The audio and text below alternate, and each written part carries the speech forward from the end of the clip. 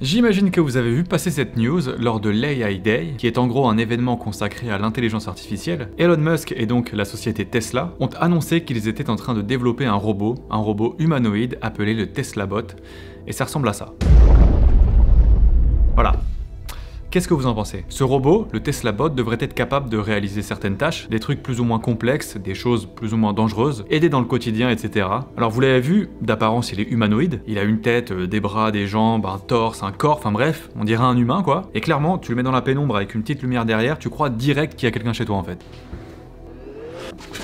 Honnêtement, je me lève dans la nuit et je vois ça, mais c'est genoux d'en-tête direct. Non mais je sais pas, faudrait voir la possibilité de lui afficher ce qu'on veut sur le visage ou des trucs comme ça, des smileys, des trucs, mais bref, là on dirait juste que c'est quelqu'un avec un collant sur la tête en fait. Bon, sérieusement, on est d'accord que ça peut faire très peur cette histoire, hein, vous en pensez quoi? Bref, ce robot ferait a priori 1m72 pour 56 kg, pourrait nous aider à faire différents trucs, même si pas beaucoup de choses ont été dites, si ce n'est qu'il devrait pouvoir porter des charges de 20 kg et soulever 68 kg en développé couché. Non.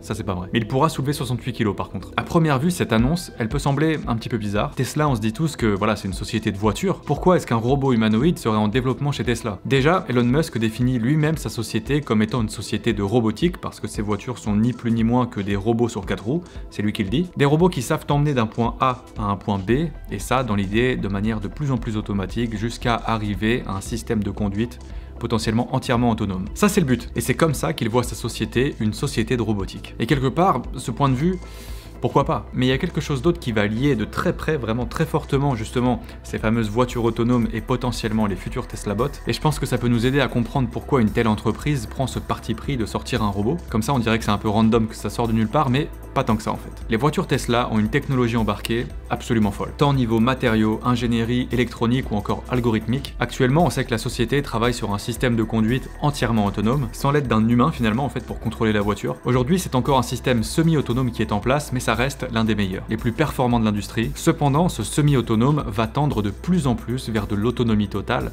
et ça s'appelle le FSD. Le Full Self Driving, un dispositif de conduite totalement autonome qui voit le jour petit à petit, et ce qui permet le FSD, ça ressemble tout simplement à ça.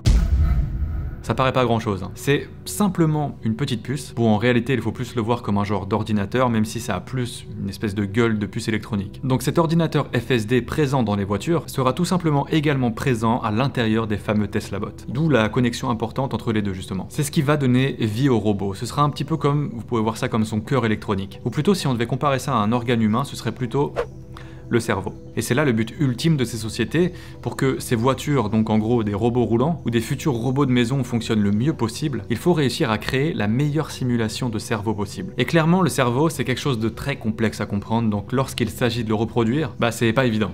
C'est pour ça qu'Elon Musk a justement dit il y a pas longtemps « For now, the FSD is not great ». Voilà, il a dit ça. Au moins il est honnête, hein, mais clairement ce travail sur le cerveau artificiel est déjà super impressionnant. Le cerveau, il dirige tout un tas d'organes différents, c'est un petit peu le chef d'orchestre de notre corps en fait. Il calcule toutes les situations en temps réel et nous permet tout simplement d'agir et d'être qui nous sommes en fait. Si je me déplace, tac, que je vais prendre ça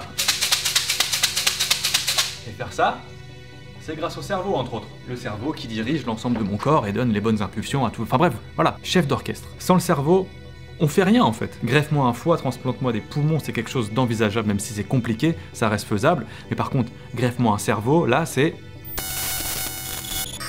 Greffer un cerveau, aujourd'hui c'est impossible. Ça va certainement évoluer à l'avenir, hein, mais aujourd'hui, pour l'instant on oublie. Là où les autres organes comme le cœur ou les poumons semblent plus mécaniques avec leurs valves, leurs pompes, leurs tuyaux, le cerveau lui, c'est plus un genre de maître qui à l'aide de réseaux neuronaux, de synapses, de connexions et compagnie, va tout diriger. Bref, un cerveau...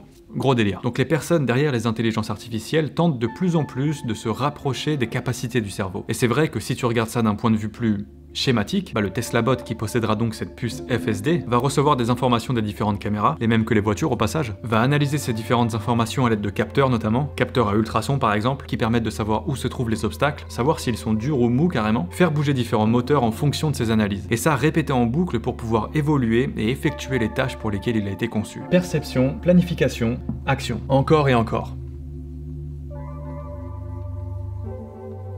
Yes.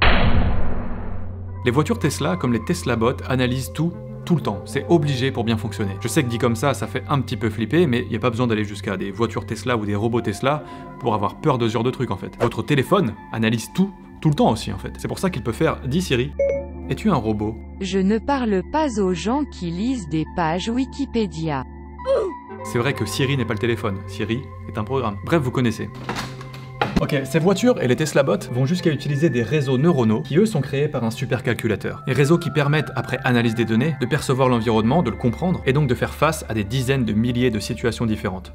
Ça paraît dingue hein, comme ça, mais c'est le cas. Et ça donc afin d'éviter des accidents, d'optimiser des déplacements, ce genre de choses. De prendre en fait la meilleure des décisions dans une situation donnée. C'est absolument fou en fait. Bon par contre, avoir un cerveau, ça fait pas tout parce que, ok, on fonctionne tous plus ou moins de la même façon, mais on n'est pas tous champions de boules, de pétanque ou d'échecs ou de fléchettes. Non, en fait, ce qui compte, c'est l'apprentissage et l'expérience. Et pour faire ça, donc, ils ont mis en place quelque chose de juste titanesque, le supercalculateur Dojo. Ça, c'est un truc de fou. Ok.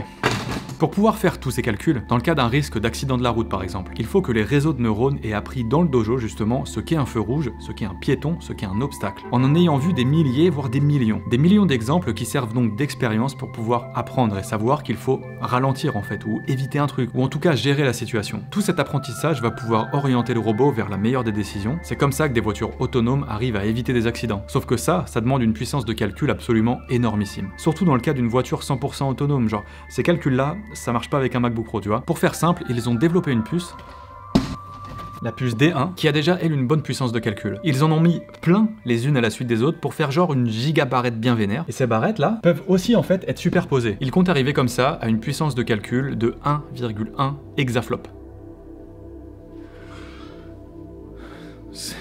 Beaucoup. Alors effectivement, je sais que c'est pas très parlant comme ça nous dit rien, mais c'est évidemment gigantesque. C'est 2 fois plus que le plus gros supercalculateur, ce qui en fait donc en fait le plus grand supercalculateur au monde. Tout ça pour calculer et faire en sorte que les voitures et les Tesla bots puissent agir correctement. C'est vraiment fou. Ce que je trouve intéressant, parce que pour être tout à fait honnête avec vous, le robot en lui-même, je suis pas fan, bon, ou en tout cas je pense pas être la cible clairement. Non, ce qui me fascine, c'est le progrès de ces compagnies dans leur domaine et l'avancée vraiment qu'il y a avec ça. Et le fait qu'elles soient justement super transparentes sur le sujet de oui, on veut se rapprocher du fonctionnement du cerveau humain le plus possible. Alors j'avoue que d'un autre côté, ça fait flipper, ça fait un peu penser à iRobot et tout, même si je pense pas que ça arrivera. Même si les robots de Boston Dynamics, clairement tu me mets en 1 contre 1 de leurs robots, ah, il me ratatine, c'est abusé. Qu'est-ce que tu veux? C'est sûr, il me met à l'amende, c'est des robots olympiques, il fait un salto, je sais pas faire de salto en fait moi. Bon par contre, je sais faire ça.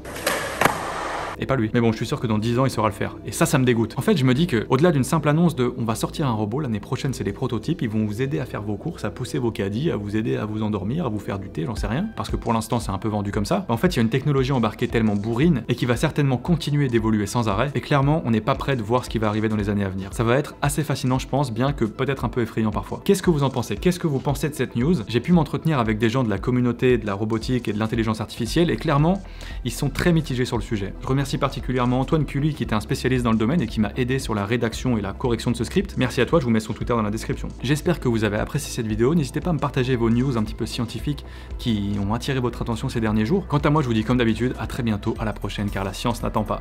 Salut!